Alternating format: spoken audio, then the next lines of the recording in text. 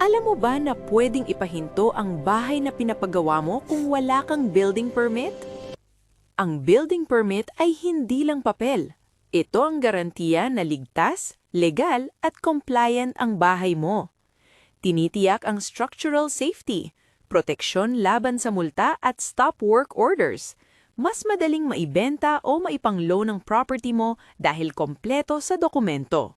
May ilang exceptions ayon sa National Building Code of the Philippines, PD 1096, gaya ng maliit na garden sheds na hindi lalampas sa 6 square meters o open terraces na hindi lalampas sa 20 square meters.